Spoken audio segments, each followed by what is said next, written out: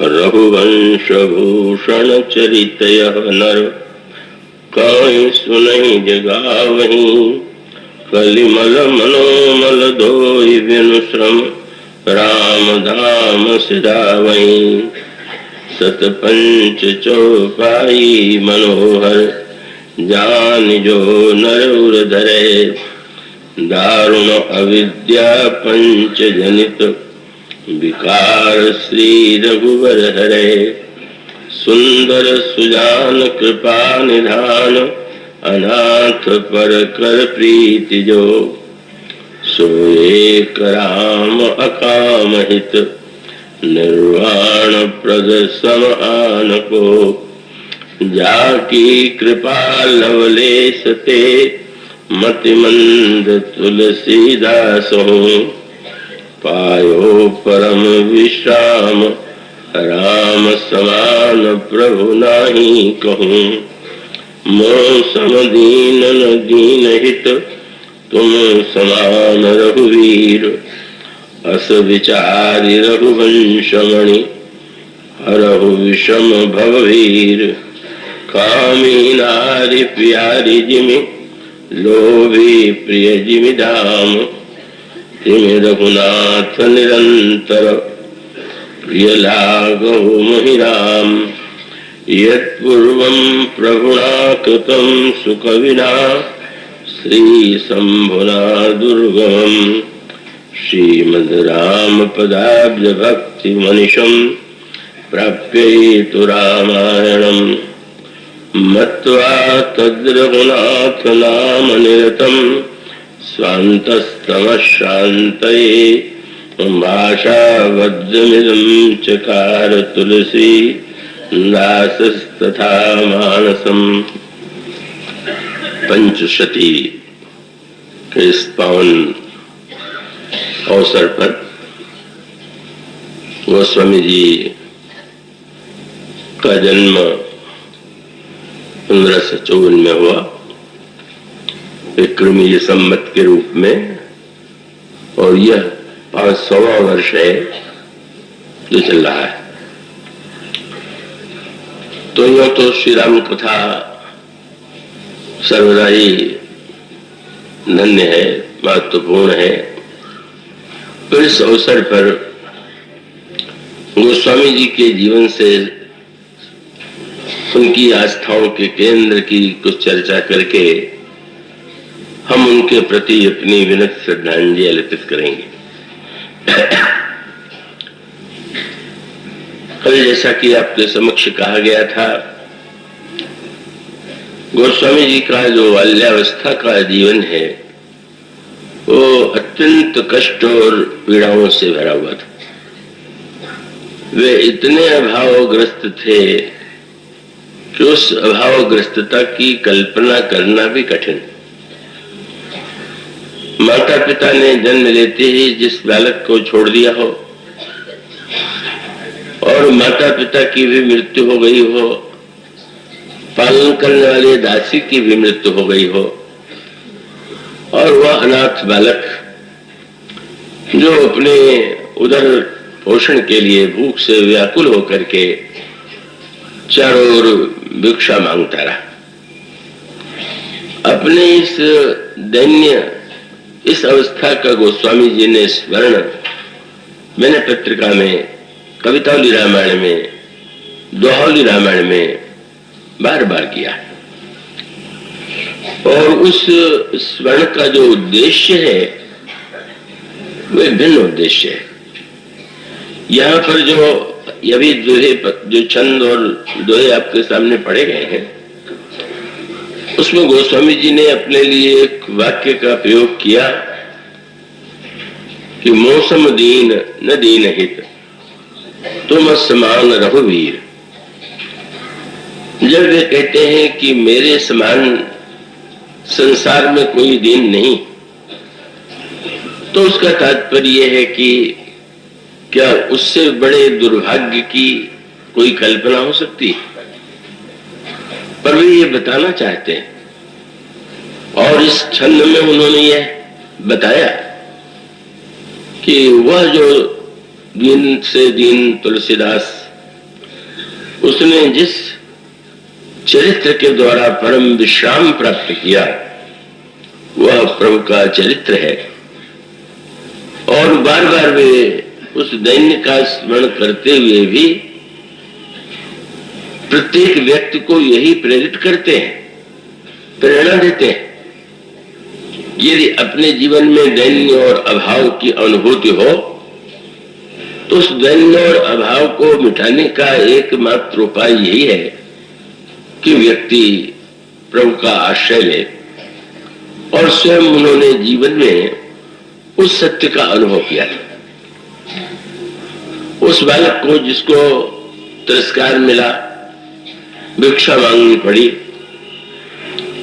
का उस पर गुरुदेव की दृष्टि पड़ी। संत नरहरदास जी परम भागवत थे, भगवान राम के अनन्य भक्त, और उन्होंने इस बालक को अपने आश्रम में, अपने स्थान में स्थान दिया। और जैसा कि गोस्वामी जी स्मरण कराते हैं, कल कथा के अंत में जो पंक्तियां चल रही थी कि उन गुरुदेव ने मुझे राम कथा सुनाई और मैं अत्यंत अबोध था, इसलिए मैं पूरी तरह उसे समझ नहीं पाता था। पर मेरे गुरुदेव इतने उदार थे कि जब उन्होंने देखा कि ये बालक एक बार में नहीं समझ पा रहा है तो वे कहते हैं कि मैं पुनि निज गुरु सन सुनी कथा सुसूकर खेत, समझी नहीं तस बालपन तब अति रहूं अचेत, तदपि कही गुरु बारही बारा समझ परी कछु मति अनुसारा। और जब यद किंचित मैं समझ पाया तो मेरे मन में यह संकल्प उदित हुआ कि इसको मैं भाषाबद्ध करूं। और भाषाबद्ध में कोई मेरे हृदय में लोकहित की भावना नहीं थी, यह उनकी एक विनम्रता है। उन्होंने कहा मैं भला लोकहित क्या कर सकता था, मैं तो स्वयं अत्यंत दैन्य से भरा हुआ था, तो अपने आप को प्रबोध देने के लिए ही इस राम कथा को मैंने भाषाबद्ध किया। कई बार लोगों के मन में ये भ्रांति हो जाती है कि ऐसी कोई रामायण थी जिसका अनुवाद तुलसीदास जी महाराज ने भाषा में किया, क्योंकि वो शब्द तो उनका यही है। और कुछ लोगों ने तो वो उस सीमा तक पहुंच गए, संस्कृत के कुछ पंडितों को यह लगा कि वो तो एक अच्छा अवसर है, तो वो रामायण जिसके विषय में गोस्वामी जी ने कहा वो तो रामायण कहीं थी नहीं। तो उन्होंने उन मानस की चौपाइयों से श्लोक बनाए और श्लोक बना करके कुछ प्रसंगों को प्रकाशित किया कि यही वह ग्रंथ है जिसका तुलसीदास जी ने अनुवाद किया है। तो एक बड़ी विचित्र बात हो गई, मतलब चौपाई से संस्कृत में, और फिर ये कहा गया कि तुलसीदास जी ने जो कहा है कि इसे मैंने भाषाबद्ध किया वो रामायण यही। बाद में पता चल गया कि वो तो एक प्रकार का उसको जालसाजी ही कहनी चाहिए, यह स्पष्ट दिखाने के लिए कि एक विचित्र ग्रंथ मिल गया। गोस्वामी जी जो बात कह रहे हैं, कल में आप में से जो लोग थे, बहुत सारे लोग नए हैं, तो उसका मूल सूत्र यह नहीं है कि सचमुच कोई ऐसा ग्रंथ संस्कृत में बना हुआ था कि जिसका गोस्वामी जी ने शब्दशः अनुवाद किया। वस्तुतः अगर आपने वाल्मीकि रामायण का अध्ययन किया हो और श्री रामचरितमानस का अध्ययन करें तो आपको स्पष्ट लगेगा कि दोनों रामायणों में बहुत अंतर है, अनेक प्रसंगों में अंतर है। तो गोस्वामी जी के अंतःकरण में महर्षि वाल्मीकि के प्रति कितना आदर और सम्मान का भाव है, कहो आप उन पंक्तियों में पावेंगे जिसमें गोस्वामी जी ने महर्षि वाल्मीकि की वंदना की, संस्कृत में भी और भाषा में भी। उस समय हिंदी शब्द प्रचलित नहीं था, इसलिए गोस्वामी जी ने उसको भाषा शब्द कहा है, हिंदी उसके साथ नहीं जुड़ा हुआ है। आज की दृष्टि से देखें तो उसको हिंदी हम कहते हैं। उसमें गोस्वामी जी ने कहा कि भगवान राम का जो चरित्र है वह तो मानो एक विशाल उपवन है, और उस उपवन में जो दो विहार करने वाले हैं मैं उनकी वंदना करता हूं। सीताराम गुणग्राम पुण्यारण्य विहारिणो वंदे विशुद्ध विज्ञानो कवीश्वर कपीश्वरो। श्री भगवान श्री राम के चरित्र उपवन में विहार करने वाले महर्षि वाल्मीकि और भक्त शिरोमणि श्री हनुमान जी, उन दोनों के चरणों में मैं वंदना करता हूं। आपको प्रारंभ के श्लोकों में मिलेगा। तो महर्षि वाल्मीकि की तुलना की गई कोकिल से। यही कहा गया कि महर्षि वाल्मीकि क्या है, कूजंतम राम रामेति मधुरम मधुराक्षरम आरुह्य कविता शाखाम वंदे वाल्मीकि कोकिलम। मन में कोयल तो कोकिल के रूप में तो महर्षि वाल्मीकि है, जो भगवान श्री राम के श्री सीता जी के गुणग्राम के उस उपवन में बैठे हुए कोकिल के रूप में उनके गुणानुवाद का गायन कर रहे हैं। और दूसरे कवीश्वर हैं, कवीश्वर श्री हनुमान जी महाराज। और कवीश्वर वन में मंदिर विहार करते हैं, मन मंदिरों को अत्यंत प्रिय है। तो इस वन में विहार करने वाले हैं दूसरे श्री हनुमान जी महाराज। और ये जो वन में विहार करने वाले हनुमान जी हैं, इनकी भूमिका तो एक भिन्न रूप में सामने आती है।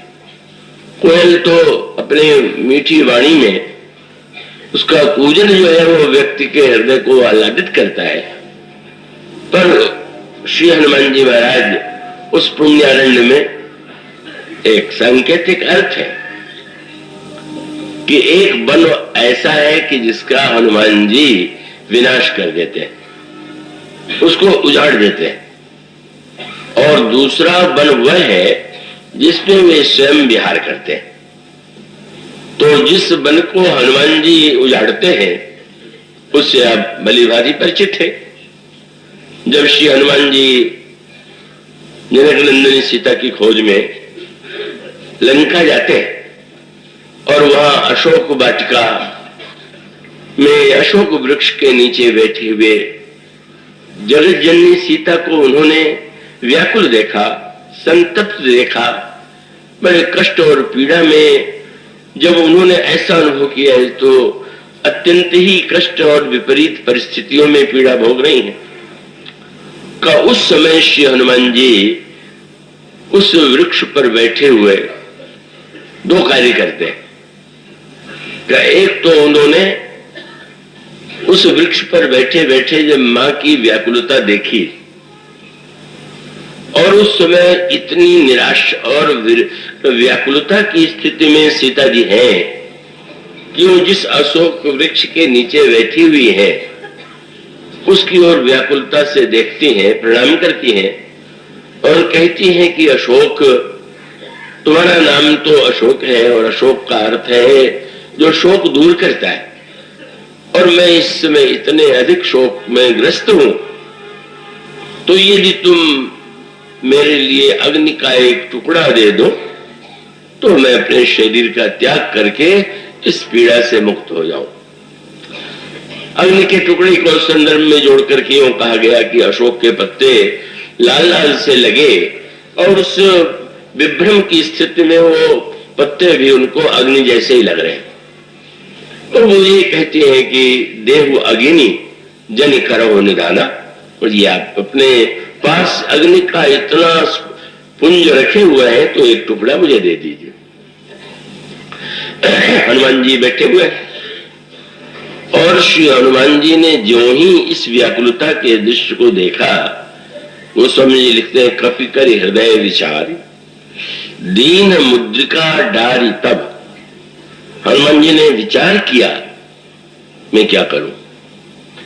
और तब उनको यही उचित लगा कि वे जिस मुद्रिका को लेकर, जिस मुद्रिका को प्रभु ने अपने चिन्ह के रूप में, शहीदानी के रूप में दिया है, का उसको ऊपर से डाल दें। बात तो बड़ी अटपटी थी। यूं देखें तो जैसा लगता है, जैसा प्रतीत होता है कि ये तो मर्यादा के सर्वथा विरुद्ध है। आपको कोई वस्तु भेंट के लिए दी जाए तो आप तो जिस वस्तु को व्यक्ति के लिए वो भेंट लाए उसको स्नेह से सम्मान पूर्वक देंगे। और श्री हनुमान जी जो वस्तु लेकर के आए हैं, क्या कहना है उसका, वह मुद्रिका जो प्रभु कर कमलों में धारण करते हैं और जिसमें प्रभु का राम नाम अंकित है, वह मुद्रिका हनुमान जी के पास है। और हनुमान जी उस मुद्रिका को डाल देते हैं। शब्द ये कपि करि हृदय विचार, विचार पूर्वक उन्होंने डाल दिया। और इसका अर्थ यह है कि क्रिया तो लगती है अटपटी। स्वाभाविक तो ये होता कि हनुमान जी वृक्ष से उतर करके माँ के पास आते और माँ के चरणों में प्रणाम करके कहते कि मुद्रिका आपके लिए प्रभु ने भेजी। पर उन्होंने जब मुद्रिका को डाल दिया तो इसके पीछे एक निहित संकेत है। माँ के प्रति एक स्नेह में उलाहना, और उस उलाहना के प्रतीक को उन्होंने मुद्रिका के डालने के रूप में किया। और वह संकेत क्या था? माँ जब अशोक वृक्ष से कहने लगी कि तुम शोक दूर करो, तो हनुमान जी का संकेत यह था कि मैंने तो इतनी लंबी यात्रा की, जितने संकट आए, जितनी विपत्ति आई, सबको इस मुद्रिका के द्वारा ही मैंने उसको पार पा लिया। आप पढ़ते हैं हनुमान चालीसा में, समुद्र इतना विशाल कैसे लांघे, अन्य बंदर लांघने में समर्थ क्यों नहीं हुए। तो गोस्वामी जी हनुमान चालीसा में यही तो कहते हैं कि इसमें आश्चर्य क्या, इसमें हनुमान जी का कोई विलक्षण नहीं है। तब बोले प्रभु मुद्रिका मेली मुख माही जलधि लांघ गए अचरज नहीं। उनके पास तो प्रभु के नाम की मुद्रिका है और प्रभु के नाम से बढ़कर के भवसागर को पार करने का और कोई माध्यम है ही नहीं। इसलिए उस नाम की मुद्रिका को हनुमान जी मुख में धारण किए हुए हैं, तो स्वाभाविक रूप से वो प्रभु के नाम के प्रभाव से उसका पार करना सरल हो गया। और फिर हनुमान जी मानो यह भी जैसा उन्होंने देखा कि सुरसा ने जब कहा कि मैं खाऊंगी, हनुमान जी पहले मनाते हैं, और जब वो नहीं मानती है तो हनुमान जी कहते हैं कि अच्छी बात है तो मुझे खा लो। सुरसा बढ़ने लगती है और हनुमान जी उससे दूने होते जाते हैं। पर सुरसा ने जो ही संयोजन का मुख बनाया, का हनुमान जी स्वयं उस सर्पिणी के सुरसा के मुंह में बैठ गए। मानो संकेत यह था कि ठीक है, शिव के रूप में मैंने भगवान राम के नाम के प्रताप से, प्रभाव से गरल विष को कंठ में धारण कर लिया था। तो वो तो नाम महिमा शिव के रूप में मैंने अनुभव ही कर लिया। पर आज गरल के मुंह में भी बैठ के देख लूं, ये जो सुरसा है सर्प और विष से भरी हुई, और हनुमान जी तुरंत जो है बिना किसी भय के, बिना किसी आशंका के उसके मुंह में प्रविष्ट हो जाते हैं और निकल भी जाते हैं और सुरसा आशीर्वाद देती। तो हनुमान जी का तात्पर्य यह था कि मां, सारी समस्याओं का समाधान तो मैंने राम नाम के द्वारा पाया, पर जब मैं यहां यह देख रहा हूं कि अब राम नाम के स्थान पर अशोक का नाम जप रहे हैं, जिसका नाम ही अशोक है और जो शोक का पुंज है, तो जब आपको ही नाम पर विश्वास नहीं रहा तो मैं भी डाल देता हूं। जाने दीजिए, जब आपको विश्वास नहीं है तो मैं क्या करूंगा विश्वास। इसलिए शब्द गोस्वामी जी कहते हैं हनुमान जी ने डाला, लेकिन वो उद्देश्य पूरा हो गया। मां तो ऊपर देख रही थी और मुद्रिका का जो माणिक्य है वो लाल है, बड़ा तेजोमय है, तो तो माँ को ये लगा कि हनुमान जी ये कोई अशोक वृक्ष ने मेरी प्रार्थना सुन करके ये अग्नि का टुकड़ा दे दिया है। तो उस समय गोस्वामी जी ने कहा मुद्रिका डाली तो गई पर गिरने नहीं पाई, क्योंकि उस डालने के पीछे अनादर नहीं था, मां के प्रति उलाहना था। और तब गोस्वामी जी का शब्द कितना सुंदर है कि वो जो ही उन्होंने देखा कि अग्नि का टुकड़ा गिर रहा तो खड़ी हो गई और समुद्री को हाथ में ले लिया, और हनुमान जी जो चाहते थे वही हुआ। मां मैं तो डर रहा था कि अब नाम की महिमा गिरने वाली है, पर आपने अपने हाथों में संभाल लिया है तो अब कोई आशंका नहीं है। निश्चित रूप से आपके हाथ में पहुंच करके लोगों के हृदय में नाम के प्रति आस्था जागृत होगी। और इस तरह से श्री हनुमान जी ने दो वस्तुओं का आश्रय लिया, राम नाम का, और फिर जब मां ने पूछा कि ये मुद्रिका कौन ले आया तो हनुमान जी कथा सुनाते हैं। और आदियों की सब कथा सुनाई, और जिस समय वह अमृतमयी कथा मां ने श्रवण किया और श्रवण करने के पश्चात उनके हृदय का जितना कष्ट था दुख था दूर हो गया। मानो प्रतिकूल परिस्थिति में प्रभु के नाम का और प्रभु की कथा के माध्यम से उन्होंने मां की पीड़ा को, मां के कष्ट को दूर कर दिया। और वो एक लंबा प्रसंग है, उसकी अंतिम परिणति होती है जब मां के मुंह से शब्द निकल गया पुत्र, सुत। बस सुत मिलते ही, सुत शब्द निकलते ही हनुमान जी ने एक विचित्र प्रकार का व्यवहार किया। अभी तो कथा सुना रहे थे, अभी तो भगवान के प्रताप और प्रभाव का वर्णन कर रहे थे, पर जो ही पुत्र का शब्द आपने सुना आपने तुरंत वह वाक्य कहा, सुनो मां तुम्हें अतिशय भूखा। मां मुझे बड़ी भूख लगी है। बड़ा विचित्र है, कोई कथा कहते कहते श्रोता से कहने लगे तो इसमें बड़ी भूख लगी है, तो बड़ा विचित्र सा अटपटा लगेगा। पर हनुमान जी से जब बंदरों ने पूछा कि आपको अचानक भूख कैसे लगी, तो उन्होंने यही कहा कि जब मां के मुंह से पुत्र शब्द निकला तो मां और पुत्र में तो खाने पीने की चर्चा चलती है, कोई दर्शन शास्त्र की चर्चा थोड़ी चलती। उन्होंने कहा पुत्र तो मिलेगा, मुझे भूख लगी नहीं। और उसके पश्चात मां ने वात्सल्य से भर करके कहा कि तुम देख रहे हो यहाँ राक्षस पहरा दे रहे हैं। हनुमान जी ने कहा तिन कर भय माता मोहि नहीं, जो तुम सुख मानो मन माय। आज्ञा लेकर के मां ने कह दिया, रघुपति चरण हृदय धरि तात मधुर फल खाओ। तुम प्रभु के चरणों का स्मरण करके उनके अर्पित करके तुम मधुर फल खाओ। और हनुमान जी गए। अब वहां पर आज्ञा तो ली थी फल खाने की, पर वहां पर वृक्ष भी तोड़ने लगे, उखाड़ने लगे। राक्षसों को उन्होंने अपने मुक्के के प्रहार से भी मारा। अक्षय कुमार आया तो उसी वन के वृक्ष को उखाड़ करके उसके वृक्ष के द्वारा अक्षय कुमार को मार डाला, बंदी बनाए गए, लंका को जला दिया। बंदरों ने पूछा आपने तो केवल वन में फल खाने की आज्ञा मांगी थी, ये आपको उजाड़ने की आज्ञा तो नहीं मिली थी, राक्षसों को मारने की आज्ञा तो नहीं मिली थी, ऐसा आपने कैसे किया? हनुमान जी ने कहा मैंने तो मां से फल खाने की आज्ञा मांगी थी, ये कार्य बोले तो फल खाने का फल था। फल खाने का फल? उन्होंने कहा मां की कृपा का फल खाने के बाद भी अगर मोह की वाटिका न उजड़े, रावण की वाटिका मोह की वाटिका, मोह दशमौल की वाटिका, और मोह की तुलना वन से की गई, और दुर्गुणों के राक्षस न मरे और प्रवृत्ति की लंका न जले तो फल खाने का फल ही क्या? मां की कृपा जब होगी तो ये तीनों स्वभावता हो जाएंगे, इसके लिए प्रयत्न नहीं करना होगा। तो हनुमान जी के संदर्भ में जब उनको गोस्वामी जी बंदर के रूप में स्मरण करते हैं तो विचित्र लगता है।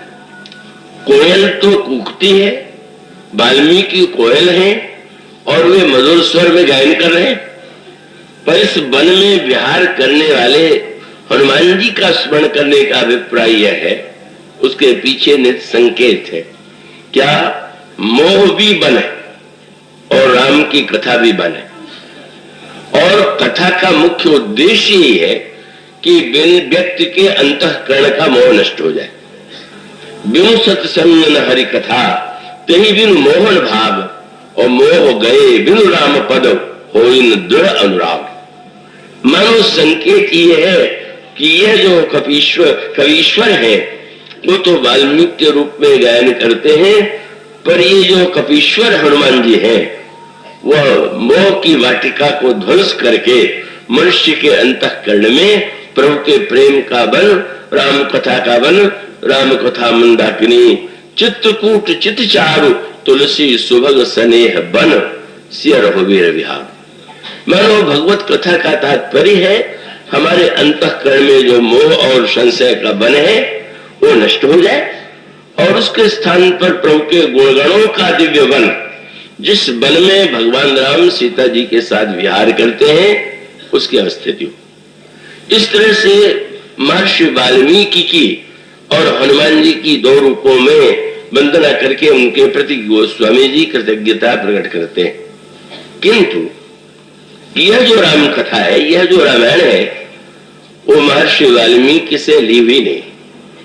महर्षि वाल्मीकि के ग्रंथ से इसमें इतनी भिन्नता है और कभी कभी तो भिन्नता की पराकाष्ठा है, उसकी चर्चा इस समय विशेष के व्यक्त करने की आवश्यकता नहीं है, हम देखेंगे।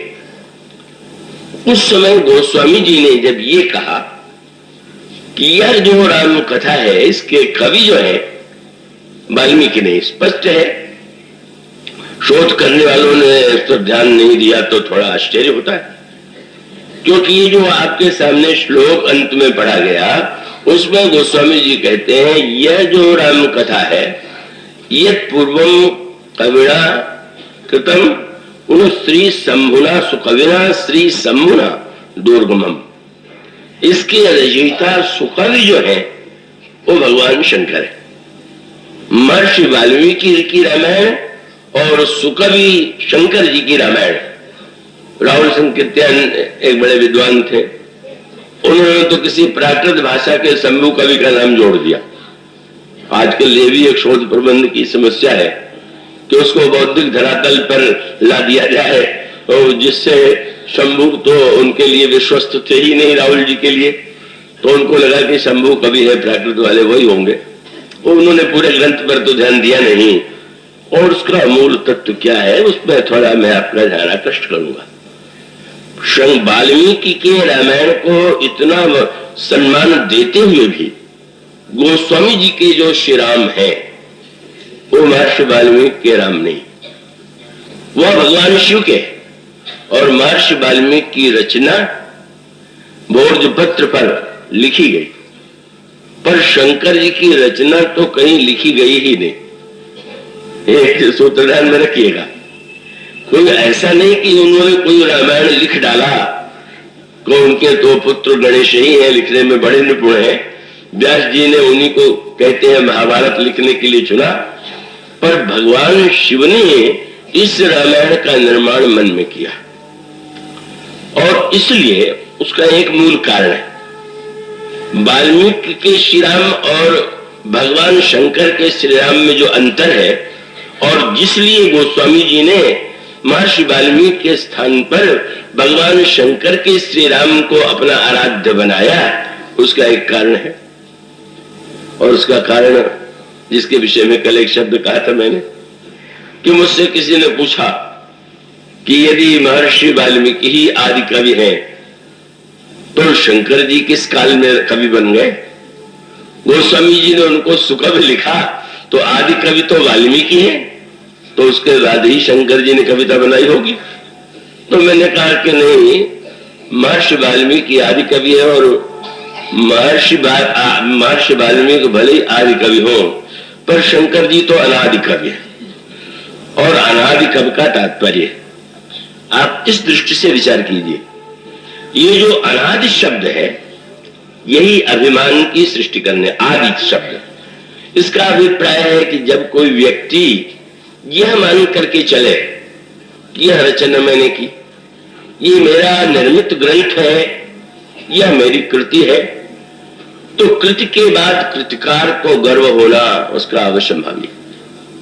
पर जिसने अनादित्व को समझ लिया, महर्षि वाल्मीकि आदि कवि हैं और उनके श्री राम जो हैं वो दिव्यतम पुरुषोत्तम, एक बड़ी अनोखी बात है। गोस्वामी जी इस शब्द को बहुत महत्व नहीं देते।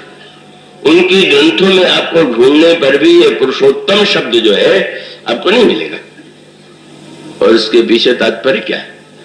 महर्षि वाल्मीकि ऐसे एक दिव्य चरित्र का वर्णन करते हैं जो समस्त गुणों से युक्त है, जिनका इक्ष्वाकु वंश में प्रादुर्भाव हुआ है।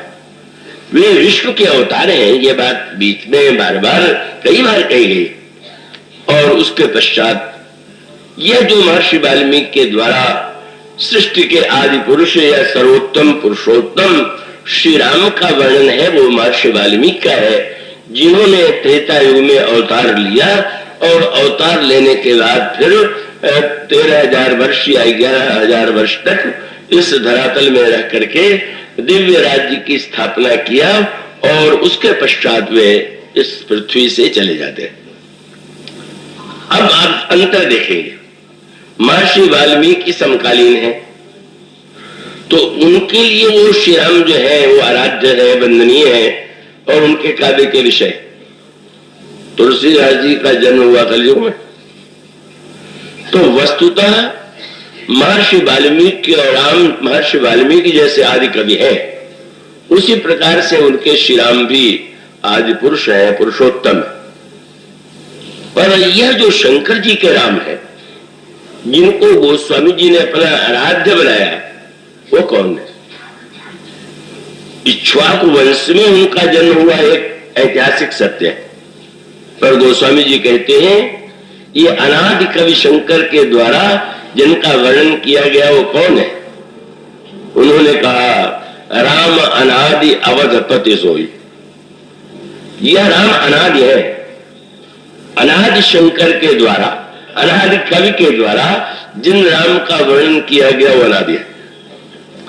और अनादि के साथ स्वाभाविक है अनंत है। आदि होगा तो उसका विराम और समापन तो करना ही होगा। इसलिए आप अनोखी बात पाएंगे, अनादित्व का एक विशेष उद्देश्य था। इसका अभिप्राय कि अगर त्रेता युग में भगवान राम का आविर्भाव हुआ, उस समय श्री राम 11,000 वर्ष रहे, तो कलयुग वाले व्यक्ति के लिए तो वो केवल स्मरणीय हो सकते हैं कि उनके चरित्र को ऐतिहासिक रूप में हम पढ़ें। पर वो तो ऐसे राम को चाहते थे कि जो त्रेता युग में नहीं उनके युग में भी हो, बस। इसलिए महर्षि वाल्मीकि के राम से उनका काम नहीं चल सकता था, वो उनकी इच्छा ही पूरी नहीं हो सकती थी। इसलिए आप एक विशेष बात पाएंगे, कल जो प्रसंग आपके सामने प्रारंभ किया था, भगवान शंकर से पार्वती जी ने कहा कि मैं कुछ जिज्ञासा लेकर के आई। पुनि प्रमुख कहु राम अवतारा, बाल चरित पुनि कहु उदारा, कहु जथा जानकी विवाही, राज तजासो दूषण काही, बन बस कीन्हु चरित अपारा, कहु नाथ जिमि रावण मारा। और उसके पास राज बैठ कीनी बहुलीला, सकल कहु शंकर सुखशीला। निर्गुण ब्रह्म सगुण कैसे हुआ, बाल लीला कैसे हुई, विवाह कैसे हुआ, और उसके पश्चात उन्होंने रावण का संहार कैसे किया, सिंहासन पर वन में क्या लीला की, सिंहासन पर बैठे, ये कथा सुनाई।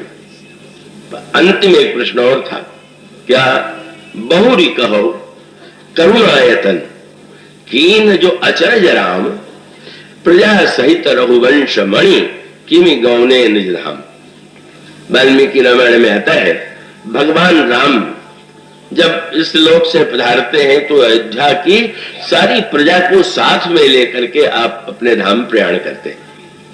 पार्वती जी के इस प्रश्न श्रृंखला में एक विचित्र बात है, भगवान शंकर ने सारे प्रश्नों का उत्तर दिया। निर्गुण ब्रह्म सगुण कैसे हुआ, बाल लीला सुनाई, विवाह सुनाया, वनवास सुनाया, रावण वध सुनाया, राम राज्य सुनाया, पर अंतिम प्रश्न का उत्तर नहीं। और उसके बाद जब शंकर जी भगवान राम के राज्याभिषेक का प्रसंग सुना चुके तो आपने पार्वती से कहा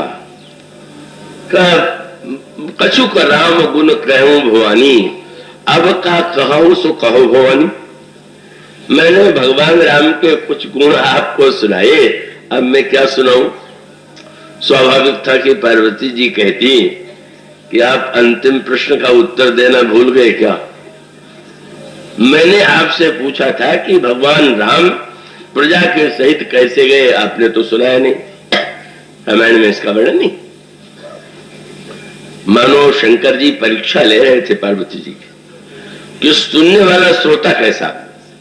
श्रोताओं की भी कक्षा अलग अलग होती है।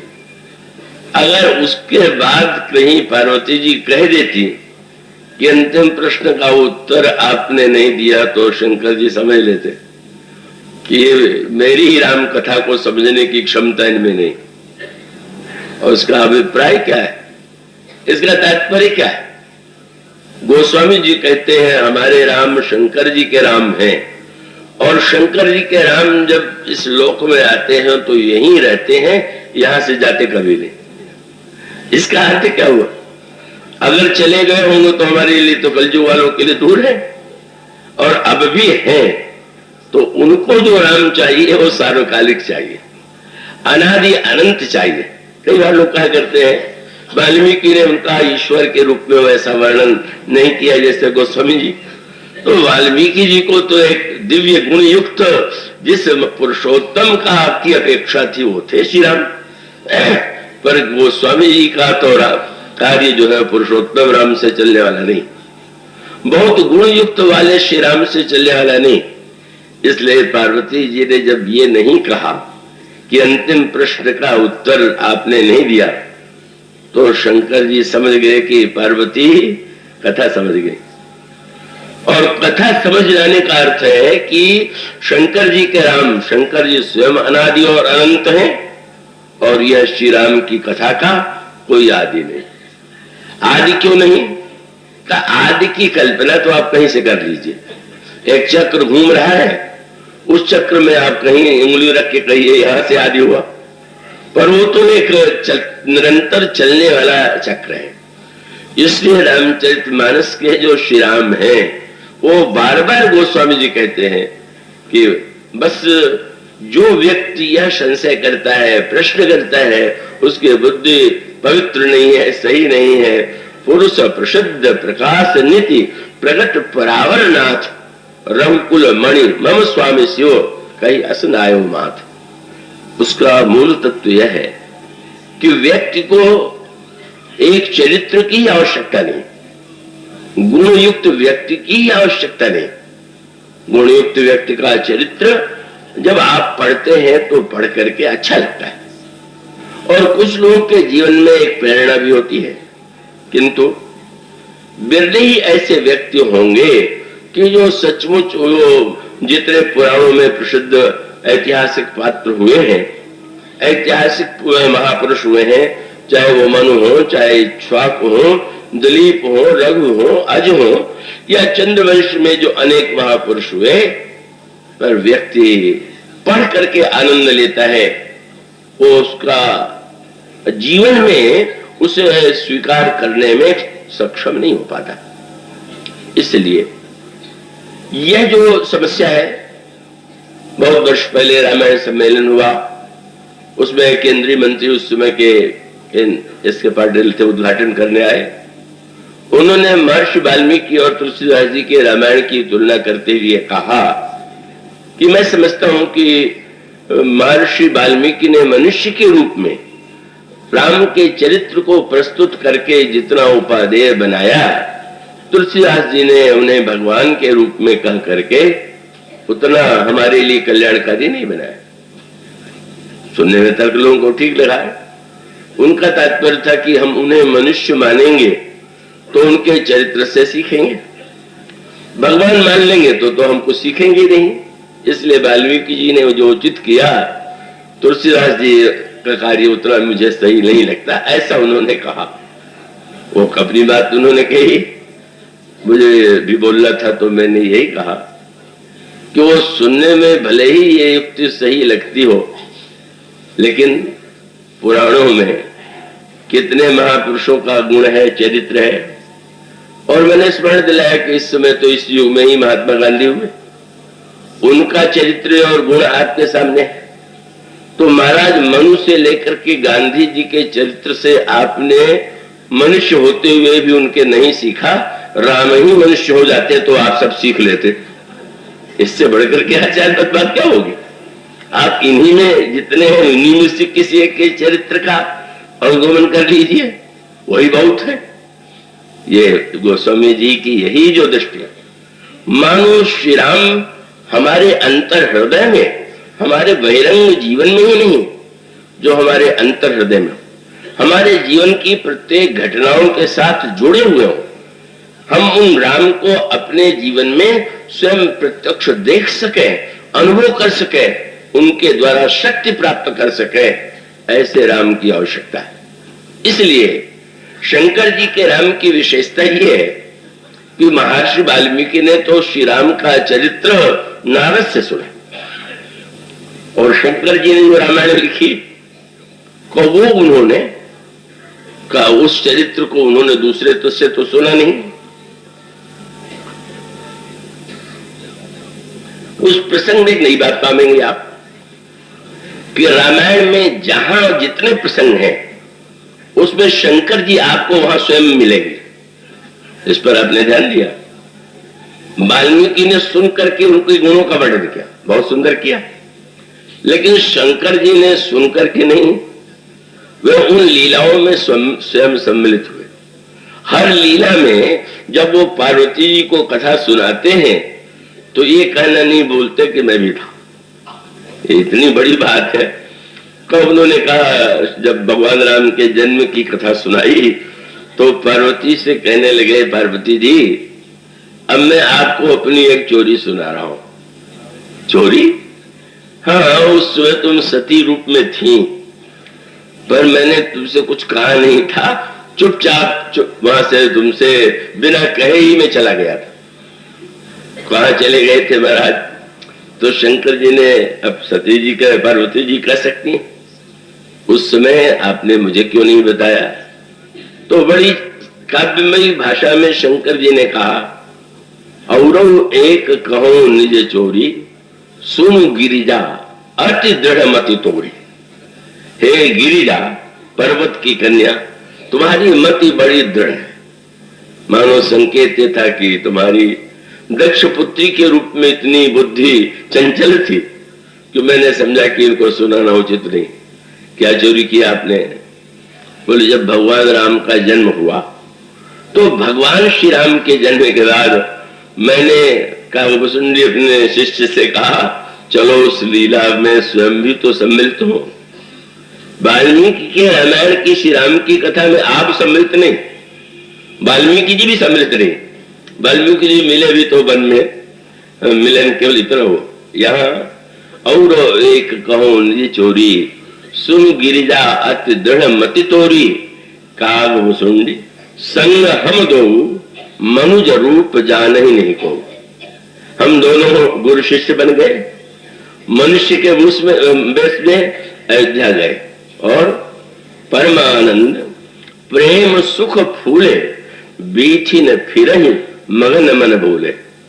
बस हम दोनों जो है, जो स्त्रियां उत्सव में गीत गा रही थी, पुरुष उत्सव उल्लास में आनंदित हो रहे थे, घूम घूम करके आनंद ले रहे थे। महाराज आनंद क्या? बोले, उन महिलाओं को जो भीतर से उस बालक का दर्शन करके आ रही थी, मैं उनकी आंखों में जो दिव्य अनुराग था, रस था, दर्शन का जो सुख था, उसका आनंद लेता हुआ मैं परमानंद का अनुभव करता हुआ वीथियों में घूमता रहा। इसका अर्थ आपने ध्यान दिया? शंकर जी जो है राम कथा में केवल वर्णन करता नहीं, स्वयं एक भाग लेने वाले पात्र है। और भुसुंडी जी दूसरे वक्ता है। दूसरे भुसुंडी जी शंकर जी के साथ ही गए थे, और उसके पश्चात ये जो महर्षि याज्ञवल्क्य हैं, जब राम जन्म पर मुनियों को बुलाया गया तो उसमें याज्ञवल्क्य को भी बुलाया गया। उसका सूत्र ये है कि शुकवि शंकर के जो राम हैं, उन राम के विषय में आप इतिहास के रूप में नहीं, स्वयं साथ में, पहले वक्ता शंकर साथ, भुसुंडी दूसरे साथ, श्री याज्ञवल्क्य जी वो भी साथ, वो भी उसमें सम्मिलित हो चुके हैं। किसी ने तुलसीदास जी से कहा कि वो तो उस युग में थे तो सम्मिलित हो गए, आप तो उस युग में नहीं थे, और आप जब उस युग में नहीं थे तो आप सम्मिलित नहीं हुए। गोस्वामी जी ने एक नई दृष्टि दी, नई बात कही। उन्होंने कहा मैं तो था ही, और उन्होंने कहा कि श्री राम के जन्म के समय गीत गाए गए, और गीतावली रामायण में उन्होंने कई गीत लिखे। स्त्रियों ने ये गीत गाया, यह गीत गाया, यह गीत गाया। कोई कह सकता है, कभी लोग कल्पनाशील होते हैं, आपने कल्पना कर ली होगी कि हाँ गीत गाया गया तो आपने 2-4 गीत बना दिए। गोस्वामी ने कहा बिल्कुल नहीं, ये मैंने कल्पना से गीत नहीं बनाए, आप कैसे दावा कर सकते हैं। और तब तुरंत वो गीतावली रामायण आप पढ़ेंगे तो लिखते हैं, कहाँ तुलसी मिल गायन, उन गाने वाली स्त्रियों में मैं भी था, तुलसी रात्रि में तुलसी था, नारी शब्द को करके मैंने उन स्त्रियों में सम्मिलित होकर के गाया। और उसका अर्थ क्या हुआ, मानो चेला गुरु से आगे बढ़ गया। गुरु शंकर जी तो गलियों में दर्शन करते रहे, तुलसीदास कहते हैं कि मैंने तो स्वयं गीत गाया, स्त्रियों के रूप में जाकर के गीत में सम्मिलित हुआ। हमें ऐसे श्री राम की आवश्यकता है जिनकी प्रत्येक लीला से हम जुड़े हुए, हम उसका दर्शन कर सकें, हम उनका आनंद ले सकें, उन्हें देख सकें। राम कथा का यह रूप वो स्मृति का विषय नहीं है, वो दर्शन का विषय, दृष्टि का विषय। और शंकर जी उस बाल लीला का वो जो मानो सारे पात्र हैं, गोस्वामी जी को लगता है शंकर जी की और हम हमारे लिए अधिक कल्याणकारी हैं। जहां देश काल व्यक्तित्व की सारी सीमाएं समाप्त हो जाती हैं, भूत भविष्य वर्तमान का सारा वो समाप्त हो जाता है और राम हमारे साथ रहते हैं। ऐसे राम की आवश्यकता थी। शंकर जी हल लीला में चाहे जहां हो ये बताना नहीं भूलते कि हम वहां थे। हम जब विवाह हुआ तो भी शंकर जी विवाह देखने भी पहुंच गए। शंकर राम रूप अनुरागे, नैन पंच दश अति प्रिय लागे, का हरित सहित राम जब जो है, रमा समेत रमापति मोहे। जन्म हुआ तो शंकर जी, विवाह हो रहा है तो शंकर जी। पार्वती जी ने कहा लड़ाई के समय तो आप क्यों गए होंगे? नहीं नहीं, हम उमा रहे तई संगा, देखत रामचरित रणरंगा। मैंने कहा दशरथ के आंगन का खेल तो देख लिया, जरा दशमुख के आंगन का भी तो खेल देख लूं। वो कहते वो तो हमारे राम का दोनों खेल ही है, चाहे वो दशरथ के आंगन में खेले और चाहे दशमुख के कंस विशाल लंका के प्रांगण में, देखत रामचरित रणरंगा। और इतना ही नहीं, जब रावण की मृत्यु होती है तो रावण की मृत्यु होने के पश्चात फिर बधाई देने वाले देवता, सारे देवता आए हुए हैं, शंकर जी नहीं दिखाई दे रहे हैं। कानाफूसी होने लगी। ऐसे अवसर पर शंकर जी नहीं आए। किसी थोड़ा तार्किक संस्यालु के देवता के मन में आया कि रावण से शिष्य गुरु का नाता था, शायद शिष्य के शोक के कारण यह आना उन्होंने अच्छा नहीं समझा। पर तुलसीदास जी ने तुरंत लिखा कि अस्तुति करी करी सुर चले, चढ़ी चढ़ी रुचिर विमान। देवता आए, बधाई दिया श्री राम को और विमान पर बैठ करके चले गए। और तब देख सुअवसर राम पर आए शंभु सुजान। अवसर देख करके सुजान शंभु आए। थोड़े शब्द में कवि ने जितना कुछ कह दिया। कवि की महिमा ही नहीं कि वो कितने विस्तार से बात कहता है, वो तो व्यास का काम। व्यास शब्द माने जो विस्तार करे, और कवि की कला ये है कि थोड़े से शब्दों में बहुत कह दे। तो उन्होंने 2 शब्द के साथ बहुत कह दिया। देख सुअवसर राम पर आए शंभु सुजान। शंकर जी के साथ सुजान शब्द जोड़ने का तात्पर्य यह था कि जब अजानों की भीड़ छट गई तब सुजान आया। सब अजान चले गए, सुजानते एक ही, देवता सुजानते ही, और तब आप पाएंगे। शंकर जी स्तुति कर रहे हैं, बहुत सुंदर स्तुति है। पर स्तुति के अंत में शंकर जी श्री राम से कहते क्या है कि अच्छा महाराज, नाथ जबन कौशलपुरी होई चरित तुम्हार, तो होई तिलक तुम्हार, कृपा सिंधु में आऊब देखन चरित उदार। प्रभु जब आप पधारेंगे अयोध्या में, बहुत ही मीठी बात कही। अब इस समय वनवासी आप हैं, आपसे मांगना तो उचित नहीं होगा, पर जब आप राजा बन के बैठेंगे और दान दे रहे होंगे तो मैं भी आऊंगा। मानो बल जन्म से लेकर के राज्याभिषेक तक शंकर जी हैं और वहां आए, और आप पढ़ते हैं कि कितनी सुंदर स्तुति उन्होंने किया। बल्कि गोस्वामी जी कहते हैं कि शंकर जी को लगा कि श्री राम मेरी ओर कुछ विशेष ध्यान नहीं दे रहे। ध्यान क्यों नहीं दे रहे थे? वो जो लंका से मित्रों को लाए थे, बंदरों को, वो बंदर इस सभा में बड़े व्याकुल, कहां बैठा दिया गया।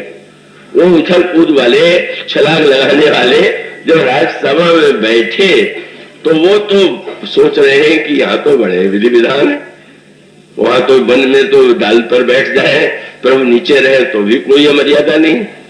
प्रभु बार बार मुस्कुरा करके उनकी ओर देखते हैं और संकेत करते हैं थोड़ी देर में छुट्टी मिलेगी।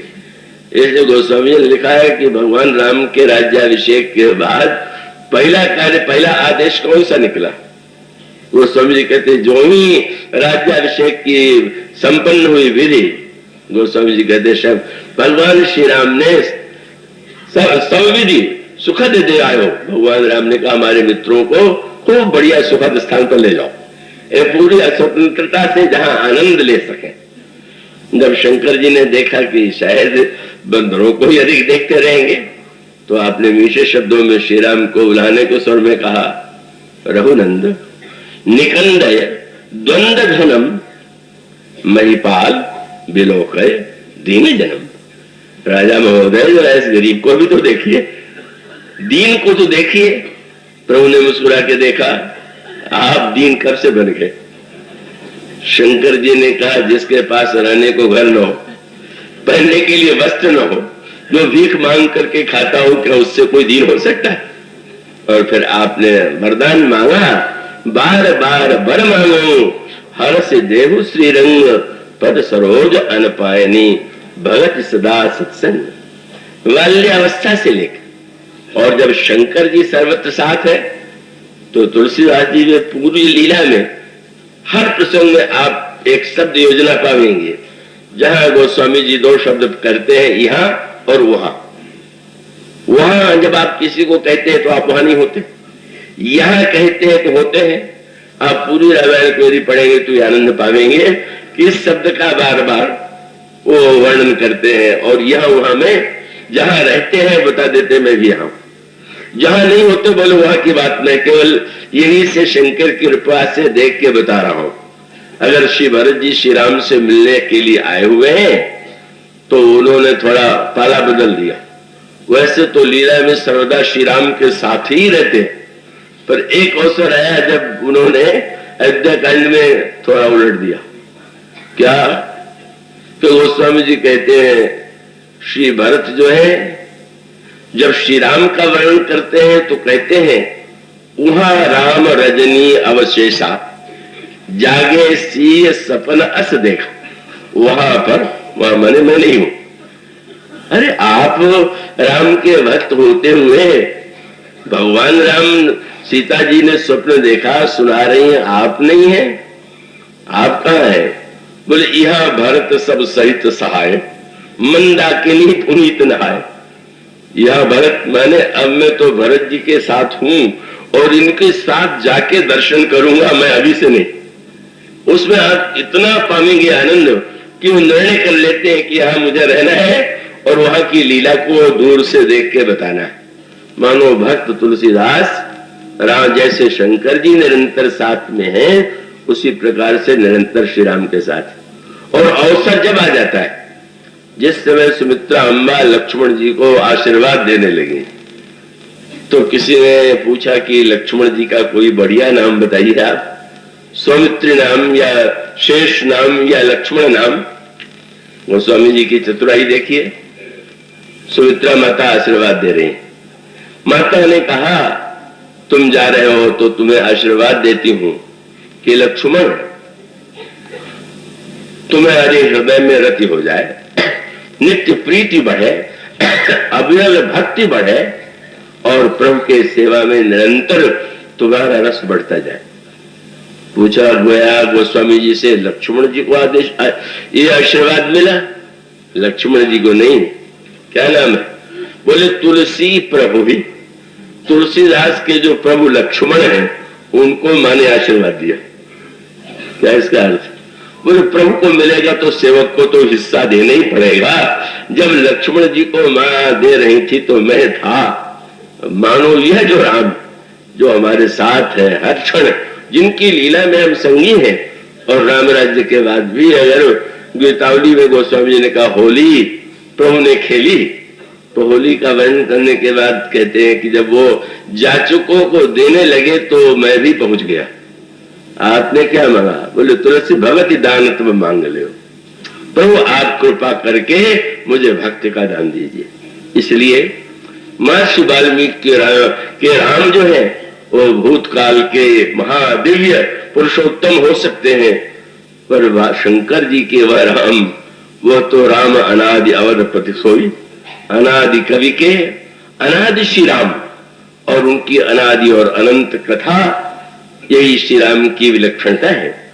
और उन्हीं राम की कथा को गुरुदेव के द्वारा उन्होंने सुना। वह राम अब भी है, इस समय है, तुम उन्हें देख सकते हो। गोस्वामी जी की आस्था के श्री राम का यह पहला केंद्र है। इसकी अगली चर्चा कल होगी। आज इतना बोलिए सिया।